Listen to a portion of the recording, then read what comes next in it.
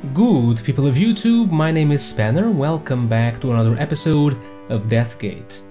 So our new dwarven friends just went into a tunnel by using this branch to open a passage. But let's wait, she went to ask the elders for the hammer. Time passes, the door in the stump swings open and out steps the dwarf girl, a little out of breath and dirtier for the trip. It's just as I thought. The elders agree that I should fulfill my obligation, but they cannot open the vault unless we are at war. Have you thought of anything else you want? No. Do the elders have any ideas? No, they're still getting over the idea that I owe a favor to a human. I don't know about anything else. Perhaps we should talk a bit more. Fine with me. Where do you live? Why, right here. Well, under here anyhow. We dwarves prefer to live underground. We have a network of tunnels that run for miles in all directions. Let me introduce you to my companions. The small dwarf greets your companions. The prince bows graciously. The dwarf looks a little reserved, perhaps wondering if he's making fun of her height. She says a few words and the prince appears a little taken aback by the dwarf's gruff and direct comments. But they speak a bit more and soon both are laughing and enjoying each other's company. The dwarf girl soon turns to the princess, and after the initial pleasantries, the princess lapses into a coughing fit. That's a nasty cough you've got there, princess. But I know a surefire remedy. It only requires 4 ingredients, and I've got one of them with me. Let's see. You'll need some dead man's friend, the meat from a zuzu nut, the roots of the plith plant, and the dried herbs that I carry. What the heck is dead man's friend? It's a fungus, a toadstool that tends to grow under carrion, dead bodies. That's why it's known as dead man's friend. Ooh, could I find this in the mall? Can you tell me about the zuzu nut? The nut is named after the zuzu, a shy animal that survives on a diet of just the meat of the nut. It's considered a delicacy, and it's very hard to come by. The nut's shell is incredibly thick. It's almost impossible to open. The zuzu has to be very strong just to crack them. I think you'll find a grove of the nuts off to the west. Good luck in getting at the meat. Where am I going to find a plith plant? They're not rare. You should be able to find them anywhere. The plith have pink flowers. If you see those, just pull up the whole plant. You should get the roots along with everything else. Can I have those herbs? Sure. I've got them here somewhere. She paws through her dusty garments and emerges holding a handful of dried herbs. Smiling, she hands them over to you. What are you supposed to do with all of these things? Just feed them to her. It all ends up in the same place. After she's eaten them all, she should have shaken off that nasty cough. You think that this favor would make us even? You think a simple cough remedy is worth my life? I owe you far more than that. You keep thinking about what you need. This is just being friendly. Can we talk about some other things? Sure. Could we go back to the subject of the golden hammer again? What do you need to... Well, we can repeat this. I don't think it will get us anywhere for now. Could we go back to the subject of the golden hammer again? What do you need to know? It's the only thing I can do. This is nowhere. The only thing I need is the golden hammer. Could you go try again to get it? Nothing's going to change. But if it will make you happy, I'll go back in and rack my brains. I'll try everything, and I won't come back out until I've got it. Don't get your hopes up. Very well. If you do somehow get the hammer, meet me at the Shining City. I need you to do something with it there. The dwarf girl slips back into the hollow stump and closes the door behind her. So we have herbs. Okay, let's try and work on this nut. Yes, my friend? What can I do for you? Do you know anything about the dwarves? Before we met our new friend, I'd never actually seen a dwarf. But my father has. As king, he's spoken with their representatives on a few occasions. They tend to keep to themselves most of the time. They stay carefully neutral in any conflicts we have with the humans, and they're incredibly stubborn. No amount of persuasion will make them take sides. All in all, we usually leave them alone, and they do the same. Do you know anything about the Citadel? I'm afraid I've only heard that it exists, but I don't know anything about it. I'm sorry. You're kind of scrawny for your age, aren't you? I'm not scrawny. Elves are just naturally thinner than humans, and I'm still kind of young. When I'm full grown, I'll be taller than you. Nothing right now, but stick with me. Sure. Greetings, my friend. Would you mind doing me a favor? A favor? Certainly. What is it? Nothing right now. Yeah, it's just the same Maybe later. thing. All right. Thanks, Princess. That's all I have to say. Sure. Okay, we have the plant, we have the herbs.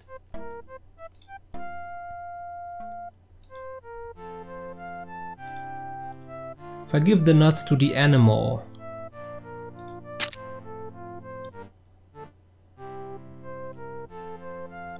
he just eats it.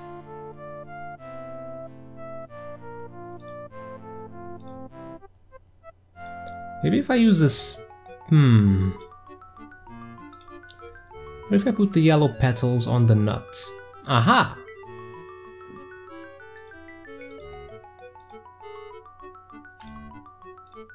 Maybe he'll open it but won't eat it.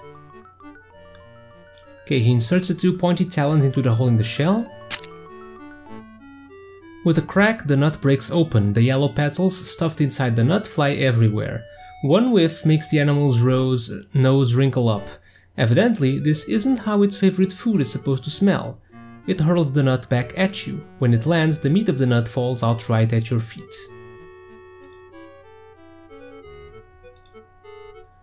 Okay, we have the nut meat, the herbs, and the plant. Now we need the dead man thing. And, well, I've only seen one place with dead bodies.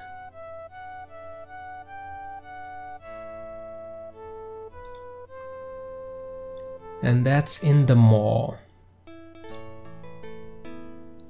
Let's go like this, this.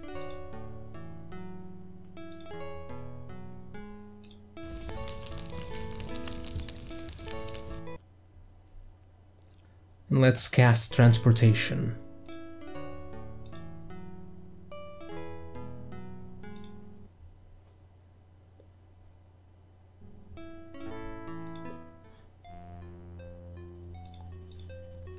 Oh, I can push this corpse. You shove the remains of the ancient traveler to one side. Underneath you discover a patch of toadstools and a glowing arrow. Huh. You take the glowing arrow. Underneath you see a patch of small toadstools. Okay, so what's the deal with the arrow? The arrow, although surely decades old, looks as new as the day it was made. It glows with a magic aura. Okay, let's cast Identify.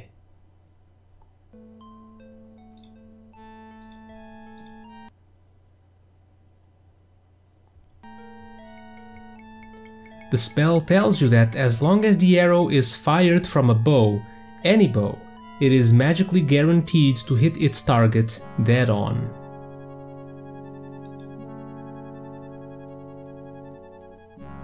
Okay, I have no bow.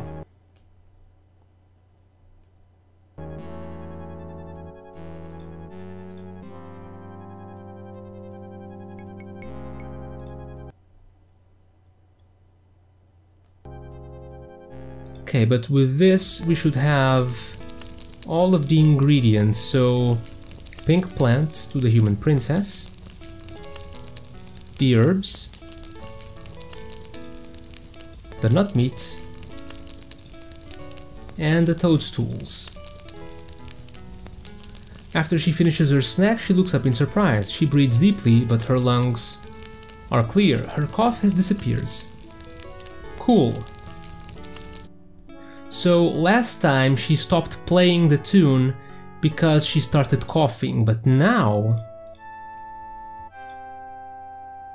that probably won't be the case. So what if she plays the tune? Can I take these vines? Oh, they're far too heavy. What if the princess starts playing the tune? Greetings, my friend. We take the Titan's crystal and give the crystal to the dwarves. Would you mind doing me a favor? A favor? Certainly. What is it? Could you start playing the tune from that book I gave you? Very well. Just tell me when to stop. Never stop. Okay, let's go.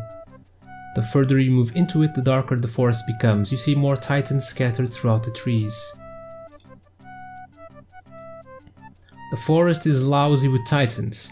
There are almost as many of the giants as there are trees. Am I actually going? Oh yeah, we're definitely going somewhere. Titans have gathered around one tree here. High in its branches, you see something made of crystal, clearly the focus of the Titan's attention. One branch on the tree looks especially thin. You're certain that it could not support your weight. Although the tree is dead, it still has a few branches on it. Nestled in one of the higher ones, you see a crystal object. A few branches make it possible to climb up to it, but they look rather fragile. You doubt that they could support your weight. Yeah, the branch bends under your weight and you realize that it could never support you. You release it and step back. Oh! You're a scrawny looking individual, aren't you, Mr. Yes, Elf friend. Prince? What can I do for you? Could you climb the tree and get that crystal? Alright, I'll be back in a moment. Well, there he is. The prince tiptoes around the unnaturally still giants, vaults up the tree and grabs the crystal fragment. He climbs part of the way down, looks around nervously at the Titans, and drops heavily to the ground. He runs up and delivers the crystal to you, sweating and puffing. When you look closely, you notice that the crystal object is a fragment, a piece of something larger. It is roughly octagonal and has the naming rune for the world of stone carved into it. You guess that it is a fragment of a copy of the entire world seal carved from crystal. Oh, it has the name of the world of stone.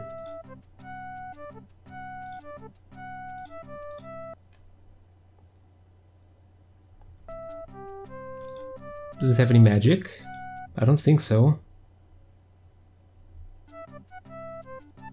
Nothing happens. Evidently the crystal fragment isn't magical. Exiting the forest, you notice a deep rumbling behind you. You realize that the Titans further in are probably out of range of the flute's melody.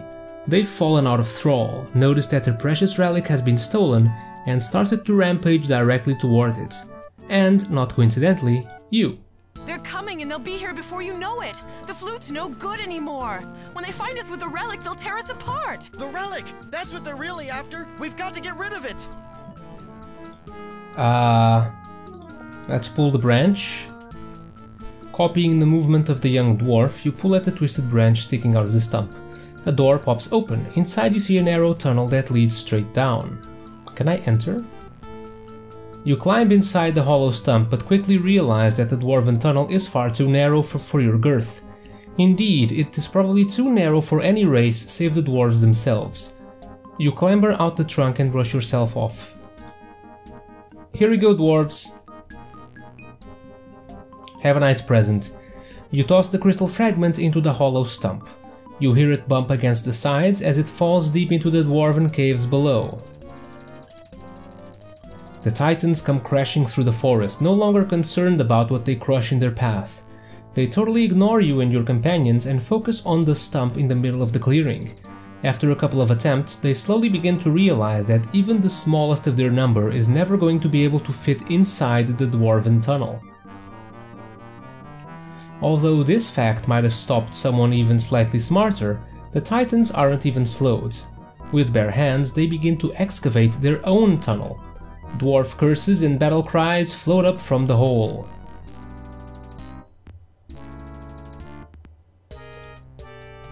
So do I just wait? I'll wait. I was standing there in the tunnels arguing with an elder about opening up the vault when the crystal gem dropped from above right on on the Elder's head. Before I could even laugh, I heard the pounding of the giants trying to get inside the tunnel. The Elder went crazy. He sounded the alarm and opened the vault right then and there. I grabbed both the crystal gem and the golden hammer and took a back tunnel here. I guessed that I could get rid of my obligation to you and lead the giants back to their home. Here's the hammer you wanted. I'm glad to have been able to repay you. Now all we have to do is wait for the giants to come home. They'll arrive, the doors will open, and everyone will be happy. I hope. You brought the crystal here? Great. You direct the three youngsters to put their respective symbols into the recesses of the Citadel door. None of them grasps your meaning entirely, but you assure that all will be made clear shortly. When the last symbol is slid into place, the doors swing inwards, revealing a gleaming city, an ancient city of the Sartan. The Titans arrive, legs pumping, but when they come upon the gaping doors of the Citadel, they lose all interest in the crystal fragments. Instead, they file into the city and take positions in front of massive machines, as if they knew what they were doing. There's room enough for all of the races here. If we could live together, we could do it better than ever. It seems that they do. A few minutes of tinkering and button pressing pass before the city comes to life. Lights flare and the entire Citadel begins to hum pleasantly. The mensch wander in, their eyes wide with wonder. Thinking about your quest, you regain the crystal fragment from the distracted dwarf. Okay, he says that, says the prince, and the sentiment is echoed by his two companions. The mensch go on, but something else has attracted your attention. An archway only a few dozen feet inside the Citadel is decorated by the fire seal piece. A flare just inside the Citadel's gate catches your eye. You see Zifnab coughing and ineffectually brushing soot from his robes. He looks up, sees you as well, and smiles. Hello, my boy! I knew you could do it! They put their symbols into the face of a mysterious building without even knowing why. Quite an achievement if you ask me. That shows leadership qualities. You've inspired loyalty in these children. They trust you. Does your heart good to see them together, doesn't it? Too bad it's only for a little while, It's a good thing they don't know that you're just scouting for your lord, that soon he will destroy these children's lives for his dreams of conquest. That would just ruin their day. Better keep this between you and me if you know what I mean. Don't worry, Haplo, I won't interfere in your mission. In fact, I have a present for you. I tried to take up a collection around the office, but no one there seems to like you very much. I wasn't going to say anything, but they all think you're on the side of evil. That doesn't make you very popular. Most of their ideas of a going-away present took the form of a punch in the mouth. I stuck up for you, though. He's not a mindless puppet, I said. He has very good reasons for wanting to destroy everything. I'm sure he's thought this whole thing through. They seemed a little doubtful, but I know my old buddy Haplo. You'll come through in the end. Anyway, since no one chipped in, I got you this. It's a genuine 100% natural, roughly spherical, all-purpose evil combating device. Really? I know you're thinking, Zifnab, how can this obviously rare and well-crafted document holder also combat evil? Well, fear not. This particular paperweight is magic. That's right. As the stone approaches true evil, it will glow. Soon, you will encounter an evil greater than any you've ever known, even in the labyrinth. And it has magic. Horrible, powerful, destructive. Much different than the magic that we command. The rock will react to this magic. The closer you get, the brighter it will glow. When you are in its very presence, crush the rock. You'll know the right time. What will happen when I crush it? I don't know, but I'm sure that it will be impressive. And just in case it doesn't work, use the backup plan. Hurl that sucker. I find that a nice solid puck upside the head always slows evil down. Now you're thinking, how can he afford to give this away? Well, that's very astute of you, Haplo. I can't afford it. Of course, I'm taking a loss on this transaction, but when your friends start asking you, where'd you get that great evil combator? You tell them you got it from old Zipnab, and soon they're telling their friends, and they're telling their friends. Eventually, everyone has a Zipnab special. Take Priam's seal piece, Haplo.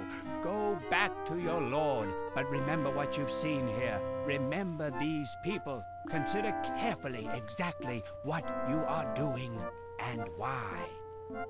He turns and exits the Citadel. By the time you reach the doorway to follow, he has disappeared.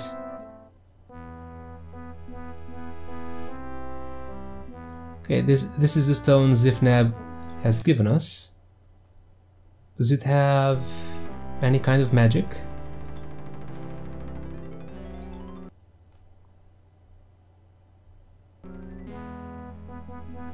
Identify has trouble making sense of the rock's magic, which is unlike the magic you command. In fact, the rock is either so ordinary or so completely dissimilar to anything you've ever encountered that the spell can't make heads or tails of it.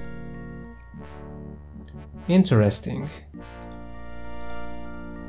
The interior of the Citadel is even more impressive than the exterior. Spires and towers jut from the lower structures, all of which appear to be connected at some point. It's one huge building as big as a city, functional as well as beautiful. The Titans are gathered in a chamber so brightly lit that you have to squint to make them out. Perhaps this is why they were created without the ability to see. You take the fire seal piece.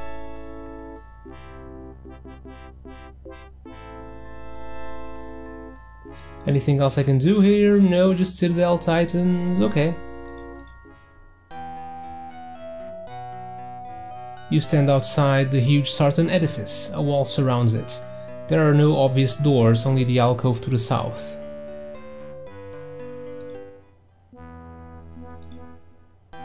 Oh, I can't even say goodbye to our new friends?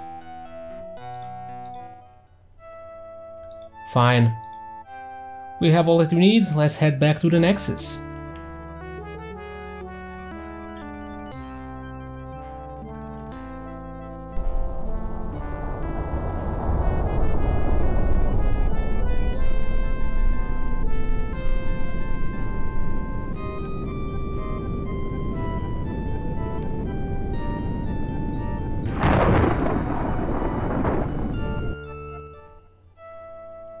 Oh, actually, let's do the thing. This has the rune for the World of Stone, right? So let's use rune transfer.